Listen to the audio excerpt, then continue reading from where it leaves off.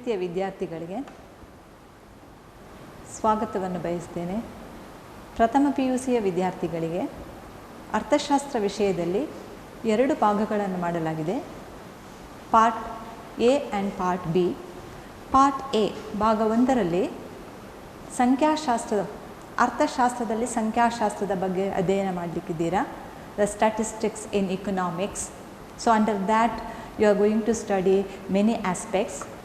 And part B, economic development of India, ಭಾರತದ ಆರ್ಥಿಕ ಅಭಿವೃದ್ಧಿ ಎಂಬಂಥ ಪಾರ್ಟ್ ಬಿ ಯಲ್ಲಿ ಭಾರತದ ಆರ್ಥಿಕ ಅಭಿವೃದ್ಧಿ ಎಂಬುದಾಗಿ ಅದರ ಕೆಳಗೆ ಹಲವಾರು ಚಾಪ್ಟರ್ಸ್ಗಳನ್ನು ಅಧ್ಯಾಯಗಳನ್ನು ಅಧ್ಯಯನ ಮಾಡಲಿಕ್ಕೆ ಇದೆ ವಿದ್ಯಾರ್ಥಿಗಳೇ. ಸೊ ನಾನು ಇವತ್ತು ಭಾರತದ ಆರ್ಥಿಕ ಅಭಿವೃದ್ಧಿ ಅಂತ ತೆಗೆದುಕೊಂಡಾಗ ಪಾರ್ಟ್ ಬಿ ಯಲ್ಲಿ ಭಾರತದ ಆರ್ಥಿಕ ಅಭಿವೃದ್ಧಿ ಅಂತ ತೆಗೆದುಕೊಂಡಾಗ ಚಾಪ್ಟರ್ 3ಯನ್ನು ಮಾಡಲಿಕ್ಕಿದ್ದೇನೆ, ಅಧ್ಯಾಯ 3ನ್ನು ಮಾಡಲಿಕ್ಕೆ ಇದ್ದೇನೆ. ಅಧ್ಯಾಯ 3 ಯಾಕೆ ಮಾಡ್ತೇನೆ ಅಂತ ಹೇಳಿದರೆ, ಅಧ್ಯಾಯ 1 ಮತ್ತು ಅಧ್ಯಾಯ 2ನ್ನು ಕೋವಿಡ್ ಕಾರಣದಿಂದಾಗಿ ಇಲಾಖೆಯು 2 ಪಾಠವನ್ನು ತೆಗೆದುಹಾಕಿದ್ದಾರೆ. ಸೊ ಆ 2 ಅಧ್ಯಾಯಗಳು, ಒಂದು ಸ್ವಾತಂತ್ರ್ಯ ಪೂರ್ವದಲ್ಲಿ ಭಾರತದ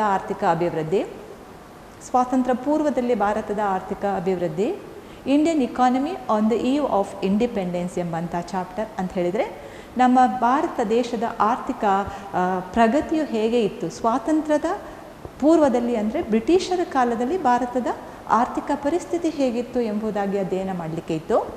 ಅದೇ ರೀತಿ ಸೆಕೆಂಡ್ ಚಾಪ್ಟರ್ ಬಂದಾಗ, ಅಧ್ಯಾಯ 2ಕ್ಕೆ ಬಂದಾಗ, ಇಂಡಿಯನ್ ಇಕಾನಮಿ ಡ್ಯೂರಿಂಗ್ 1950 to 1990 ಎಂಬುದಾಗಿ ಅಧ್ಯಯನ ಮಾಡ್ತೇವೆ. ಭಾರತದ ಆರ್ಥಿಕ ಅಭಿವೃದ್ಧಿ 1950ರಿಂದ 1990ರ ಅವಧಿಯಲ್ಲಿ ಯಾವ ರೀತಿಯಾಗಿ ಇತ್ತು ಎಂಬುದಾಗಿ ನಾವು ಅಧ್ಯಯನ ಮಾಡಲಿಕ್ಕೆ ಇತ್ತು.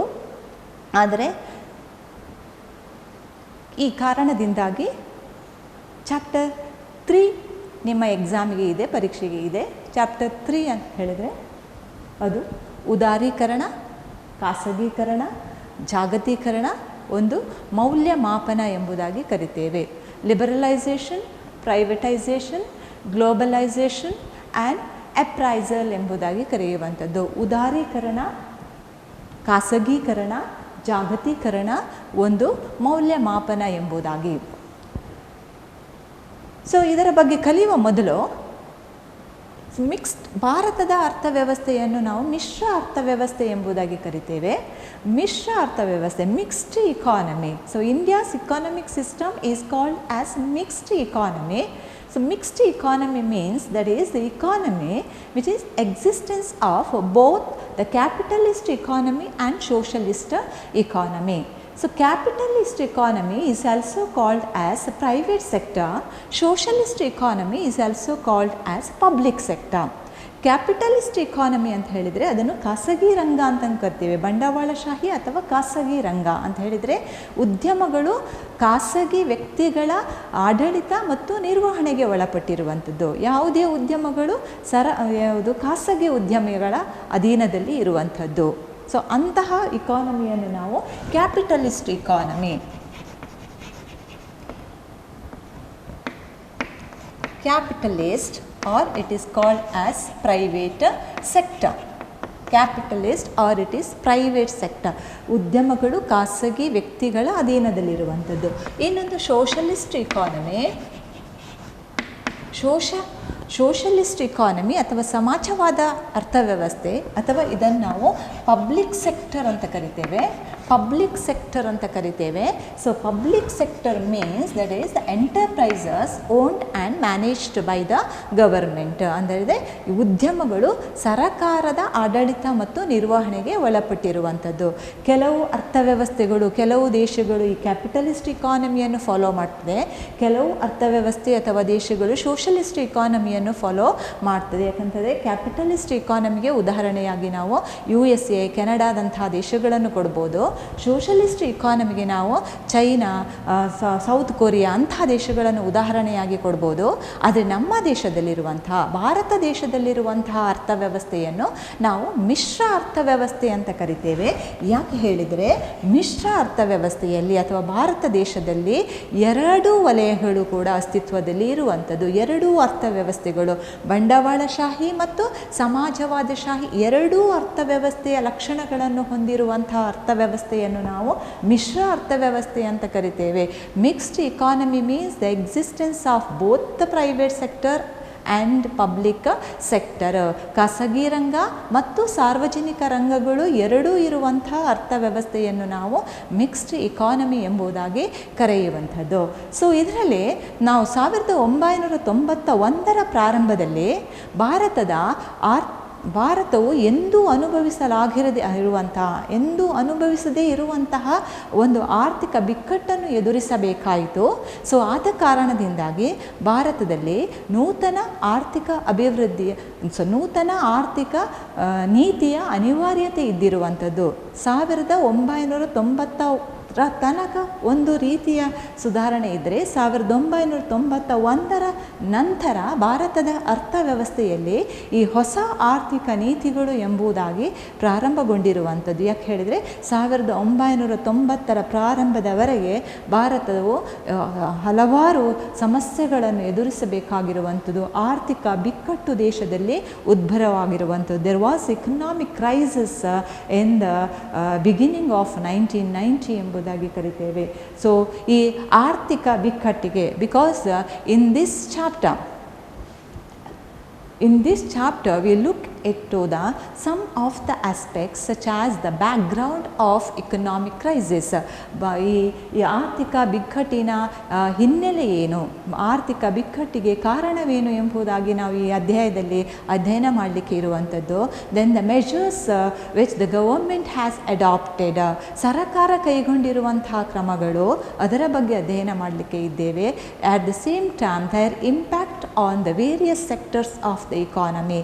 ಈ ಇಕನಾಮಿಕ್ ಪಾಲಿಸಿಯಿಂದ, ನೂತನ ಆರ್ಥಿಕ ನೀತಿಯಿಂದ ಭಾರತದ ಆರ್ಥಿಕ ಅಭಿವೃದ್ಧಿಯ ಮೇಲೆ ಯಾವ ರೀತಿಯಾಗಿ ಪರಿಣಾಮವನ್ನು ಬೀರಿದೆ ಎಂಬುದಾಗಿ ನಾವು ಅಧ್ಯಯನ ಮಾಡಲಿಕ್ಕೆ ಇರುವಂಥದ್ದು ಈ ಅಧ್ಯಾಯದಲ್ಲಿ. ಸೊ ಮೊದಲಿಗೆ ನಾವು ಕಲಿಯುವಂಥದ್ದು background of economic reforms. So the origin of the financial crisis, which can be traced from the inefficient management of the Indian economy in 1980s. ಅಂತ ಹೇಳಿದರೆ 1980ರಲ್ಲಿ ಭಾರತ ದೇಶದ ಈ ಆಡಳಿತ ನಿರ್ವಹಣೆಯಲ್ಲಿ ಆಗಿರುವಂತಹ ಅದಕ್ಷತೆಯಿಂದಾಗಿ ಮೊದಲಿಗೆ ಈ ಹಣಕಾಸಿನ ಬಿಕ್ಕಟ್ಟು ಪ್ರಾರಂಭವಾಯಿತು ಎಂಬುದಾಗಿ ನಾವು ಹೇಳುವಂಥದ್ದು. So there is a need for new economic policy arose because of many factors or because of many reasons. So what are the factors we are going to study? ಹಾಗಾದರೆ ಈ ಅಥವಾ ನೂತನ ಆರ್ಥಿಕ ನೀತಿಯ ಉಗಮಕ್ಕೆ ಅಥವಾ ನೂತನ ಆರ್ಥಿಕ ನೀತಿಯು ಜಾರಿಗೆ ತರಲಿಕ್ಕೆ ಕಾರಣವಾಗಿರುವಂಥ ಅಂಶಗಳು ಯಾವುದೋ ಆ ಅಂಶಗಳನ್ನೇ ನಾವು ಆರ್ಥಿಕ ಸುಧಾರಣೆಯ ಅಥವಾ ಆರ್ಥಿಕ ಬಿಕ್ಕಟ್ಟಿನ ಹಿನ್ನೆಲೆ ಎಂಬುದಾಗಿ ನಾವು ಕಲಿಯುವಂಥದ್ದು. ಹಾಗಾದರೆ ಆ ಕಾರಣಗಳು ಯಾವುದೆಲ್ಲ? So one of the factors of the introduction of new economic policy was that is the slow rate of industrial growth. ಸಾರ್ವಜನಿಕ ಕೈಗಾರಿಕೆಗಳ ನಿಧಾನಗತಿಯ ಪ್ರಗತಿ ಎಂಬುದಾಗಿ ಕರಿತೇವೆ. The slow growth rate of public sector industries because of many reasons. Because in 1951 there were only 5 public sector industries.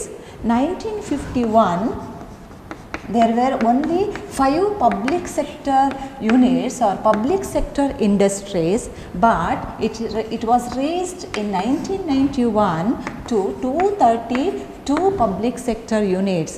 1951ನೇ ಇಸವಿಯಲ್ಲಿ ಕೇವಲ ಭಾರತ ದೇಶದಲ್ಲಿ ಕೇವಲ 5 ಸಾರ್ವಜನಿಕ ಉದ್ದಿಮೆಗಳು ಇದ್ದವು, 5 ಸಾರ್ವಜನಿಕ ಕೈಗಾರಿಕೆಗಳು ಇದ್ದವು. ನಾನು ಹೇಳಿದೆ ಸಾರ್ವಜನಿಕ ಕೈಗಾರಿಕೆ ಅಂತ ಹೇಳಿದರೆ ಸರಕಾರದ ಅಧೀನದಲ್ಲಿರುವಂಥ ಕೈಗಾರಿಕೆಗಳು, ಸರಕಾರದ ಆಡಳಿತ ಮತ್ತು ನಿರ್ವಹಣೆಗೆ ಒಳಪಟ್ಟಂಥ ಕೈಗಾರಿಕೆಗಳು. 1951ನೇ ಇಸವಿಯಲ್ಲಿ 5 ಸಾರ್ವಜನಿಕ ಕೈಗಾರಿಕೆಗಳು ಇದ್ದರೆ 1991ನೇ ಇಸವಿಯಲ್ಲಿ ಈ ಸಾರ್ವಜನಿಕ ಕೈಗಾರಿಕೆಗಳ ಸಂಖ್ಯೆ 232ಕ್ಕೆ ಏರಿದವು. ಅದೇ ರೀತಿ ಸರಕಾರ ತನ್ನ ಒಟ್ಟು ಹೂಡಿಕೆಯ 63% ತನ್ನ ಒಟ್ಟು ಹೂಡಿಕೆಯ 63%ನಷ್ಟು ಹೂಡಿಕೆಯನ್ನು ಸಾರ್ವಜನಿಕ ಉದ್ದಿಮೆಗಳಲ್ಲಿ ಹೂಡಿಕೆ ಮಾಡಿರುವಂಥದ್ದು. ಸೊ ಒಟ್ಟು ಹೂಡಿಕೆಯಲ್ಲಿ 63%ನಷ್ಟನ್ನು ಸರಕಾರ ಹೂಡಿಕೆ ಮಾಡಿದರೂ ಕೂಡ ಅದರಿಂದ ಬರುವ ಆದಾಯ ಏನಾಗಿಲ್ಲ, ಹೆಚ್ಚಾಗಿರಲ್ಲ.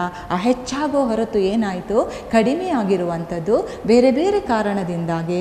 ಒಂದು, ಸರಕಾರದ ಈ ಸಾರ್ವಜನಿಕ ಉದ್ದಿಮೆಗಳ ನಿರ್ವಹಣಾ ವೆಚ್ಚ ಹೆಚ್ಚಾಗಿರುವಂಥದ್ದು, ಈ ಸಾರ್ವಜನಿಕ ಕೈಗಾರಿಕೆಗಳ ಆಡಳಿತ ಮತ್ತು ನಿರ್ವಹಣೆಯನ್ನು ನೋಡಲು ತಗಲುವ ವೆಚ್ಚಗಳು, ಖರ್ಚುಗಳು ಹೆಚ್ಚಾಗಿರುವುದು, ಅಥವಾ ಅದಕ್ಷ ಆಡಳಿತ ಆಗಿರುವಂಥದ್ದು, corruption. And one more we can say the strike of labourers. So ಈ ಕಾರ್ಮಿಕರ ಮುಷ್ಕರಗಳು, ಇಂತಹ ಕಾರಣಗಳಿಂದಾಗಿ ಈ ಸಾರ್ವಜನಿಕ ಕೈಗಾರಿಕೆಗಳು ನಷ್ಟವನ್ನು ಅನುಭವಿಸಬೇಕಾಗಿರುವಂಥದ್ದು.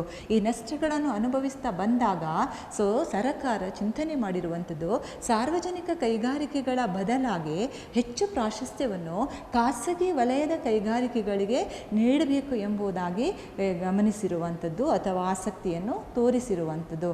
ಹಾಗಾಗಿ ಸಾರ್ವಜನಿಕ ಕೈಗಾರಿಕೆಗಳ ಬೆಳವಣಿಗೆ ದರವು ಏನಾಗ್ತಾ ಬಂತು, ಕುಂಠಿತವಾಗ್ತಾ ಬಂದಿರುವಂಥದ್ದು.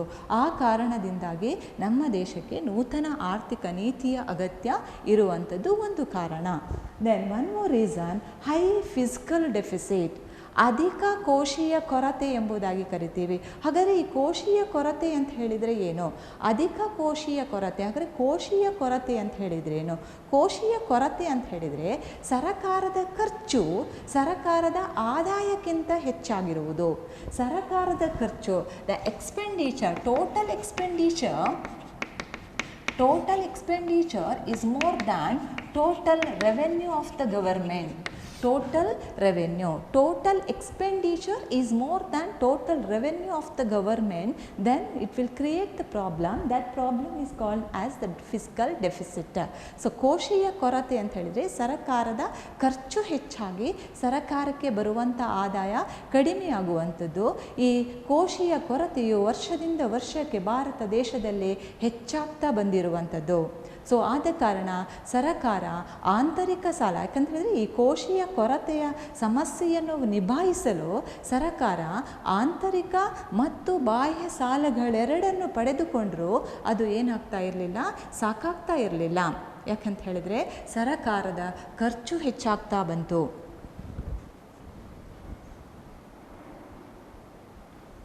ಸೊ ಇಂತಹ ಸಮಸ್ಯೆಗಳಿಂದ ಭಾರತದಲ್ಲಿ ಆರ್ಥಿಕ ಅಸಮತೋಲನ ಉಂಟಾಗಿರುವಂಥದ್ದು. ಈ ಅಸಮತೋಲನ ಉಂಟಾಗಿರುವುದರಿಂದ ಭಾರತದಲ್ಲಿ ಈ ಆರ್ಥಿಕ ಬಿಕ್ಕಟ್ಟು ಉದ್ಭವವಾಗಿರುವಂಥದ್ದು. ಸೊ ಈ ಆರ್ಥಿಕ ಬಿಕ್ಕಟ್ಟು ಉದ್ಭವವಾಗುವುದರಿಂದಾಗಿ ಭಾರತವು ದೇಶಕ್ಕೆ ಬೇರೆ ದೇಶಗಳಿಂದ ಹಣದ ಸಹಾಯ ಬೇಕಾಗಿತ್ತು. ಸೊ ಈ ಹಣದ ಸಹಾಯಕ್ಕೋಸ್ಕರವಾಗಿ ಭಾರತ ದೇಶ IBRD ಮತ್ತು ಈ IMFಗಳಿಂದ ಸಾಲವನ್ನು ಪಡೆಯಲು ಬೇಡಿಕೆಯನ್ನು ಇಟ್ಟಿರುವಂಥದ್ದು. IBRD ಮತ್ತು IMFನಿಂದ ಸಾಲವನ್ನು ಕೇಳಿರುವಂಥದ್ದು ಭಾರತ ದೇಶ. ಈ IBRD ಎಂಬುದಾಗಿ ಕರಿತೇವೆ. ಈ IBRD ಅಂತ ಹೇಳಿದರೆ international bank for reconstruction development. International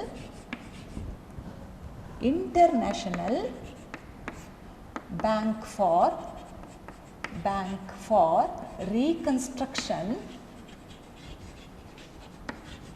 reconstruction and development. So international Bank for Reconstruction and Development, IBRD, it is also called as World Bank. ವಿಶ್ವ ಬ್ಯಾಂಕ್ ಎಂಬುದಾಗಿ ಕರಿತೇವೆ. ವಿಶ್ವ ಬ್ಯಾಂಕ್. ಇನ್ನೊಂದು IMF ಎಂಬುದಾಗಿ IMF, ಇಂಟರ್ನ್ಯಾಷನಲ್ ಮಾನಿಟರಿ ಫಂಡ್, ಅಂತಾರಾಷ್ಟ್ರೀಯ ಹಣಕಾಸು ನಿಧಿ ಎಂಬುದಾಗಿ ಕರೆಯುವಂಥದ್ದು. ಯಾವಾಗ ಸರಕಾರದ ಸಾಲ ಹೆಚ್ಚಾಗ್ತಾ ಬಂತು, ಈ ಸಾಲವನ್ನು ನೀಗಿಸಲಿಕ್ಕೋಸ್ಕರವಾಗಿ ನಮ್ಮ ಸರ್ಕಾರ IBRD ಮತ್ತು IMFನಿಂದ ಸಾಲದ ನೆರವನ್ನು ಕೇಳಿರುವಂಥದ್ದು.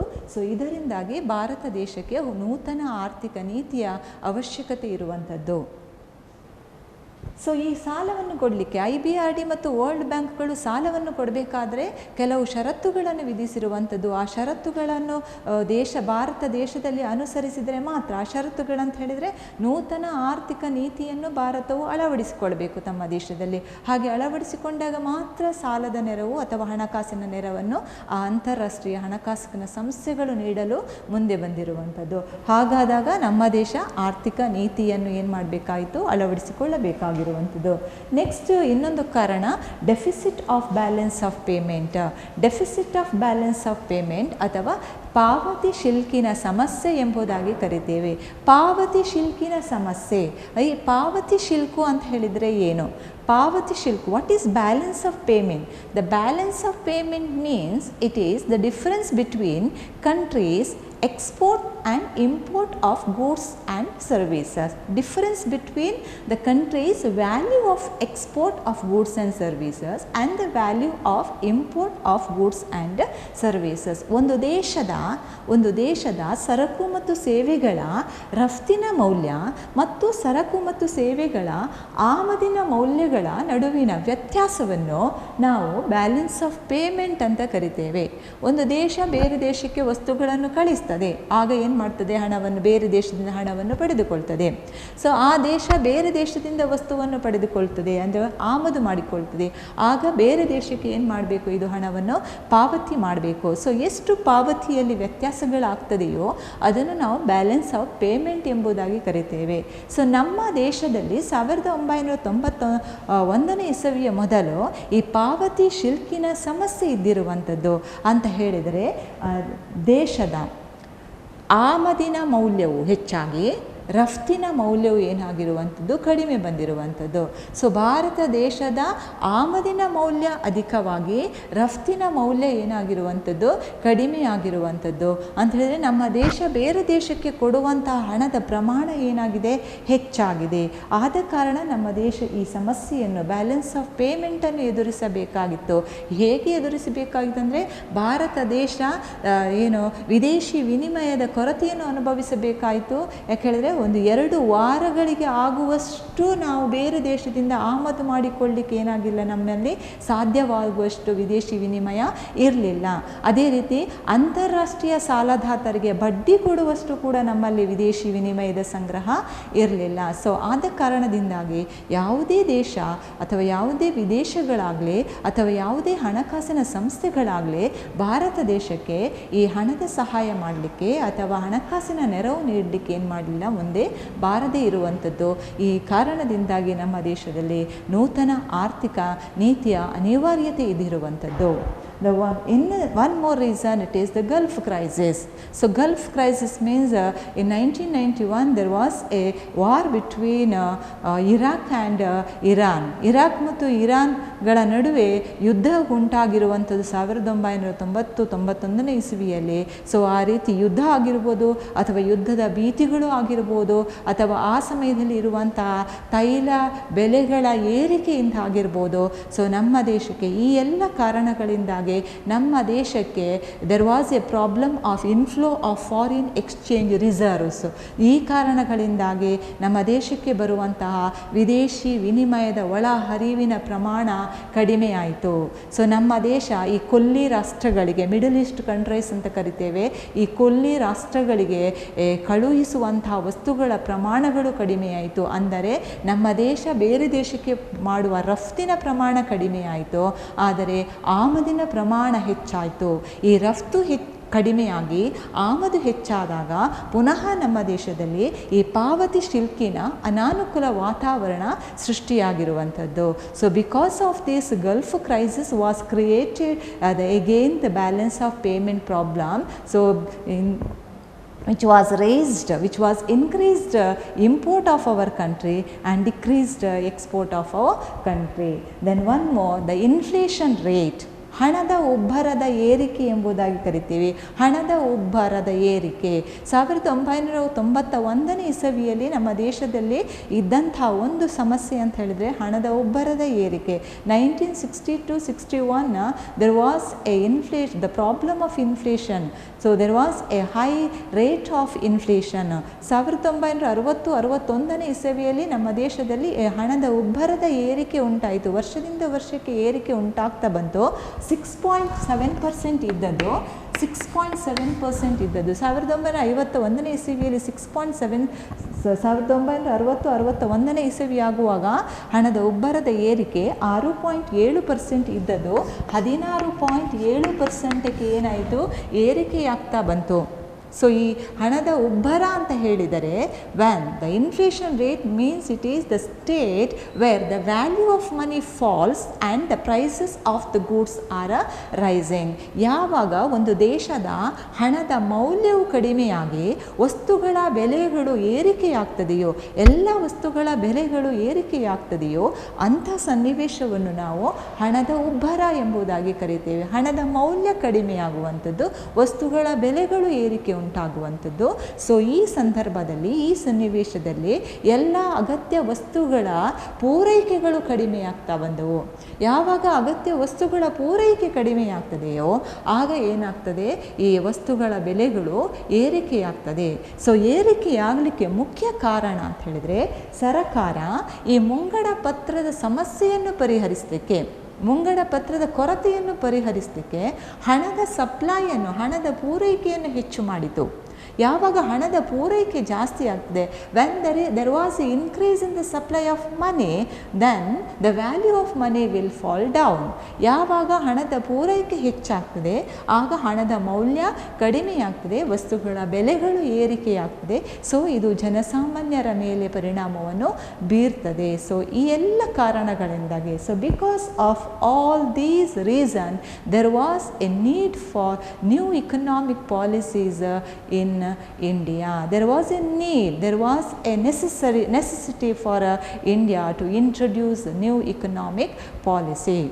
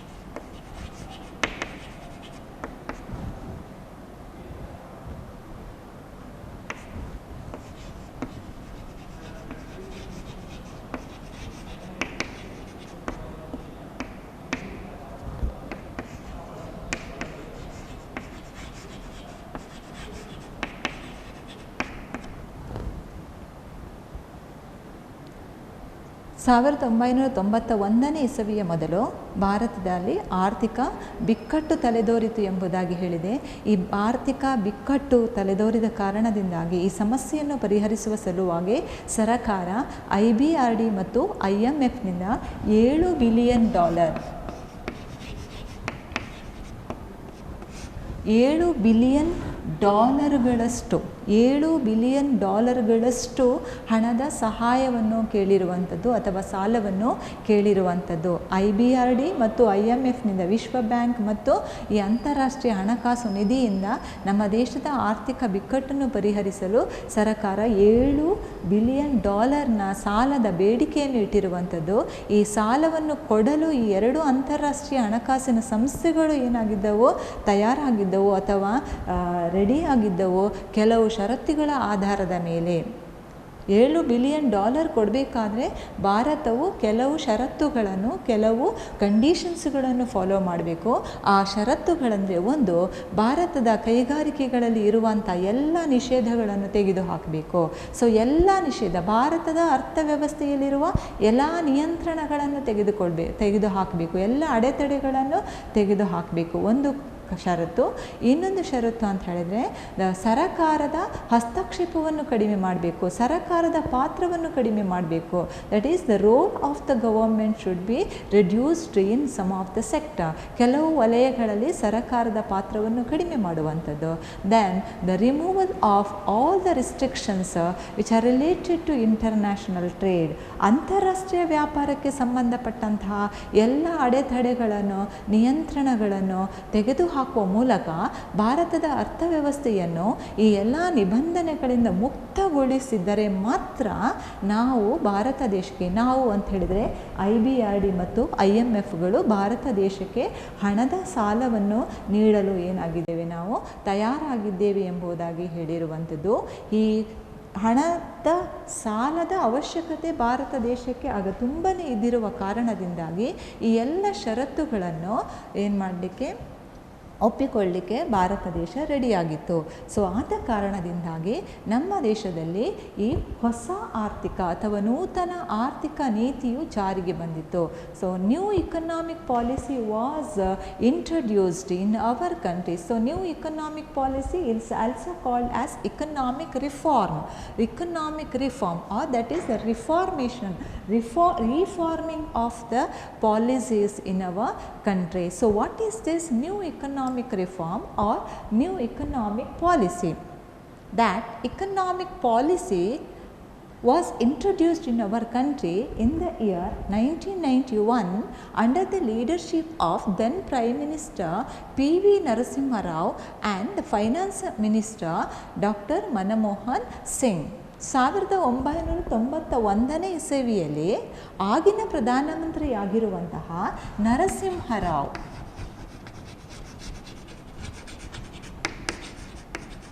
ಪ್ರಧಾನಮಂತ್ರಿಯಾಗಿದ್ದ, ಪ್ರೈಮ್ ಮಿನಿಸ್ಟರ್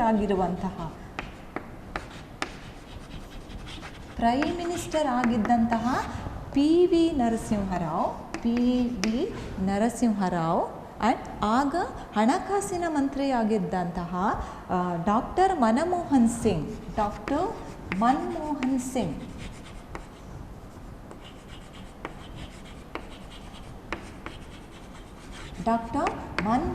ಸಿಂಗ್. ಸೊ ಇವರ ಅಧ್ಯಕ್ಷತೆಯಲ್ಲಿ 1991ನೇ ಇಸವಿಯಲ್ಲಿ ನಮ್ಮ ದೇಶದಲ್ಲಿ ನೂತನ ಆರ್ಥಿಕ ನೀತಿಯನ್ನು ಜಾರಿಗೊಳಿಸಲಾಯಿತು. ಹಾಗಾದರೆ ಈ ನೂತನ ಆರ್ಥಿಕ ನೀತಿ ಅಥವಾ ಹೊಸ ಆರ್ಥಿಕ ಸುಧಾರಣೆ ಎಂದರೆ ಏನು? ನೂತನ ಆರ್ಥಿಕ ಸುಧಾರಣೆ ಎಂದರೆ ಏನು? That economic reforms or new economic policy means that is the changes in the set of economic policies, the changes in the set or the group of economic policies to improve the efficiency and to increase the productivity of our economy.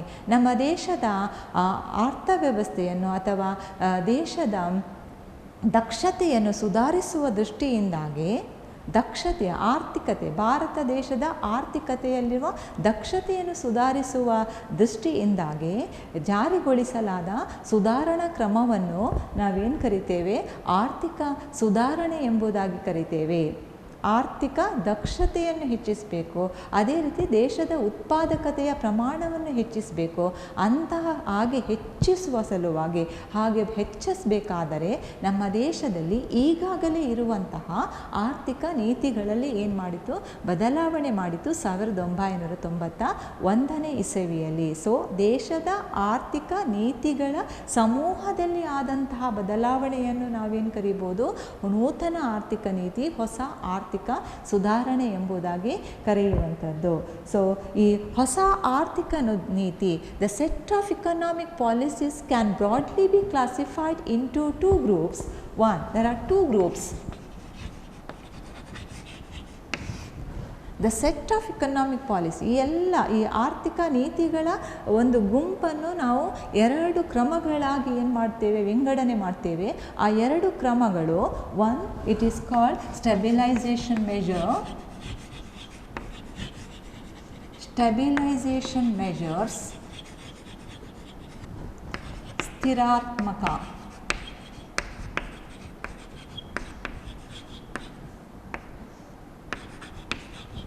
and another one structural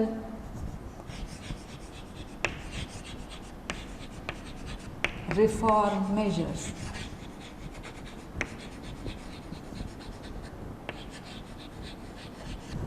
Structural reform measures. So the set of economic policies can classified into 2 groups. One, it is stabilization measures or stabilization programs, and another one structural reform measures or the structural adjustment programs ಎಂಬುದಾಗಿ ಕರಿತೇವೆ. ಅಂತ ಹೇಳಿದರೆ ಈ ಆರ್ಥಿಕ ನೀತಿಗಳ ಸಮೂಹವನ್ನು 2 ಗುಂಪುಗಳಾಗಿ ವಿಂಗಡಿಸಲಾಯಿತು. ಒಂದು ಸ್ಥಿರಾತ್ಮಕ ಕ್ರಮಗಳು ಎಂಬುದಾಗಿ, ಇನ್ನೊಂದು ರಚನಾತ್ಮಕ ಸುಧಾರಣಾ ಕ್ರಮಗಳು ಎಂಬುದಾಗಿ ಕರಿತೇವೆ, ಅಥವಾ ಇದನ್ನು ರಚನಾತ್ಮಕ ಹೊಂದಾಣಿಕೆಯ ಕ್ರಮಗಳು ಎಂಬುದಾಗಿ ಕರಿತೇವೆ. ಹಾಗಾದರೆ ಸ್ಟೆಬಿಲೈಸೇಷನ್ ಮೆಜರ್ಸ್ ಅಂತ ಹೇಳಿದ್ರೆ, what is stabilisation measures? Stabilisation measures means it is A short term measures of the government. ಅಂತ ಹೇಳಿದ್ರೆ ಸರಕಾರದ ಅಲ್ಪಾವಧಿಯ ಕಾರ್ಯಕ್ರಮಗಳು ಎಂಬುದಾಗಿ ಕರಿತೇವೆ. ಈ ಸರಕಾರದ ಅಲ್ಪಾವಧಿಯ ಕ್ರಮಗಳ ಉದ್ದೇಶಗಳು ಏನು? What are the objectives of the stabilisation programmes? One of the objective is that to control the inflation rate. ಹಣದ ಉಬ್ಬರದ ಪ್ರಮಾಣವನ್ನು ಏನು ಮಾಡುವಂಥ, ತಡೆಗಟ್ಟುವಂಥದ್ದು. ಹಣದ ಉಬ್ಬರ ಅಂದರೆ ಬೆಲೆ ಏರಿಕೆಯನ್ನು ತಡೆಗಟ್ಟುವಂಥದ್ದು. ಆರ್ಥಿಕತೆಯಲ್ಲಿ ವಸ್ತುಗಳ ಬೆಲೆಗಳು ಏರಿಕೆ ಆಗುವುದನ್ನು ಏನು ಮಾಡಬೇಕು, ತಡೆಗಟ್ಟಬೇಕು. So control of inflation rate. And another one is the The second one is that the correction of the weaknesses which has developed in the balance of payment. ಅಂತ ಹೇಳಿದರೆ ಸಂದಾಯ ಪಾವತಿ ಅಥವಾ ಪಾವತಿ ಶಿಲ್ಕಿನಲ್ಲಿರುವಂಥ ಕೊರತೆಗಳನ್ನು ಸರಿದೂಗಿಸುವಂತಹ ಉದ್ದೇಶವನ್ನು ಹೊಂದಿರುವಂಥದ್ದು ಈ ಸ್ಥಿರಾತ್ಮಕ ಕಾರ್ಯಕ್ರಮಗಳು. To make the correction in the balance of payment. Then one more programme we can say the structural adjustment programme, ರಚನಾತ್ಮಕ ಹೊಂದಾಣಿಕೆಯ ಕಾರ್ಯಕ್ರಮಗಳು. So these measures or these programs are long-term measures of the government. The main objective is that to improve the efficiency of the economy. The objective or aim of the aim of the structural program is that is to improve the efficiency of the economy. ರಚನಾತ್ಮಕ ಕ್ರಮಗಳ ಒಂದು ಮುಖ್ಯವಾದ ಉದ್ದೇಶ ಅಂತ ಹೇಳಿದರೆ ಭಾರತ ದೇಶದ ಆರ್ಥಿಕ ದಕ್ಷತೆಯನ್ನು ಹೆಚ್ಚು ಮಾಡುವಂಥದ್ದು.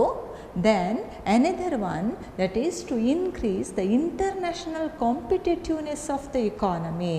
International competitiveness, ಅಂತಾರಾಷ್ಟ್ರೀಯ ಸ್ಪರ್ಧೆ, ಅಂತಾರಾಷ್ಟ್ರೀಯ ಪೈಪೋಟಿಯನ್ನು ಹೆಚ್ಚಿಸುವಂಥದ್ದು. ಆರ್ಥಿಕತೆಯ ಅಂತಾರಾಷ್ಟ್ರೀಯ ಪೈಪೋಟಿಯನ್ನು ಹೆಚ್ಚಿಸುವ ಉದ್ದೇಶವನ್ನು ಹೊಂದಿರುವಂಥದ್ದು ಸರಕಾರದ ಈ 2 ಕ್ರಮಗಳು. ಅದು stabilisation and the structural programmes. Then let me study about the features of economic reforms.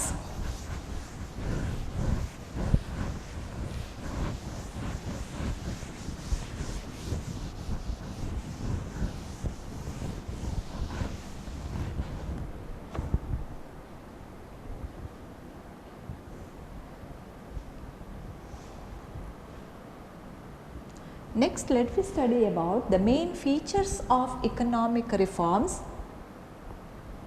The features or the principles of economic reforms are called as LPG. It stands for LPG. So ಭಾರತದ ಆರ್ಥಿಕ ಸುಧಾರಣೆಯ ಮುಖ್ಯವಾದ ಲಕ್ಷಣಗಳು ಅಥವಾ ಮುಖ್ಯವಾದ ಧ್ಯೇಯಗಳು ಅಂತ ಹೇಳಿದರೆ ಅದು 3 ಲೆಟರನ್ನು ಒಳಗೊಂಡಿರುವಂಥದ್ದು ಒಂದು LPG ಎಂಬುದಾಗಿ ವಿದ್ಯಾರ್ಥಿಗಳೇ. ಸೊ ಇಲ್ಲಿ ನೀವು ನೋಡಿರ್ಬೋದು, ನಾವು ಅಡುಗೆ ಮನೆಯಲ್ಲಿ ಉಪಯೋಗಿಸುವಂತಹ LPG ಗ್ಯಾಸ್ ಅಲ್ಲ, ಅಡುಗೆ ಮನೆಯಲ್ಲಿ ನಾವು LPG ಗ್ಯಾಸನ್ನು ಬಳಕೆ ಮಾಡಿದರೆ ಅದನ್ನು ನಾವೇನಂತ ಕರಿತೇವೆ, ಎಲ್ ಅಂತ ಹೇಳಿದರೆ ಲಿಕ್ವಿಡ್, ಪಿ ಅಂತ ಹೇಳಿದರೆ ಪೆಟ್ರೋಲಿಯಂ, ಜಿ ಅಂತ ಹೇಳಿದರೆ ಗ್ಯಾಸ್ ಅಲ್ವಾ. ಅಡುಗೆ ಮನೆಯಲ್ಲಿ ಅಡುಗೆ ಮಾಡಲಿಕ್ಕೆ ಉಪಯೋಗಿಸುವಂತಹ ಗ್ಯಾಸ್ ಸಿಲಿಂಡರ್ ಏನಿದೆ, LPG ಗ್ಯಾಸ್ ಏನಿದೆ, ಅದನ್ನು ನಾವು ಲಿಕ್ವಿಡ್ ಪೆಟ್ರೋಲಿಯಂ ಗ್ಯಾಸ್ ಅಂತ ಕರಿತೇವೆ. ಆದರೆ ನಾವು ಇಲ್ಲಿ ಉಪಯೋಗಿಸುವಂತಹ LPG ಅಂತ ಹೇಳಿದರೆ which is related to economic reforms, which is related to economic reforms. Economic reforms ಆರ್ಥಿಕ ಸುಧಾರಣೆಗೆ ಸಂಬಂಧಪಟ್ಟ ಹಾಗೆ LPG ಅಂತ ಹೇಳಿದರೆ L stands for liberalisation, P stands for privatisation, G stands for globalisation. L ಅಂತ ಹೇಳಿದರೆ ಉದಾರೀಕರಣ, P ಅಂತ ಹೇಳಿದರೆ ಖಾಸಗೀಕರಣ, G ಅಂತ ಹೇಳಿದರೆ ಜಾಗತೀಕರಣ ಎಂಬುದಾಗಿ ಕರಿತೇವೆ. ಉದಾರೀಕರಣ, ಖಾಸಗೀಕರಣ, ಜಾಗತೀಕರಣ ಎಂಬುದು ಈ ಆರ್ಥಿಕ ಸುಧಾರಣೆಯ ಅಥವಾ ನೂತನ ಆರ್ಥಿಕ ನೀತಿಯ ಮುಖ್ಯವಾದ ಧ್ಯೇಯ ಅಥವಾ ಮುಖ್ಯವಾದ ಉದ್ದೇಶವನ್ನು ಹೊಂದಿರುವಂಥದ್ದು. ಸೊ ಇವತ್ತಿನ ತರಗತಿಯಲ್ಲಿ ನಾವು ಈ ಉದಾರೀಕರಣದ ಬಗ್ಗೆ ಅಧ್ಯಯನ ಮಾಡ್ತೇವೆ.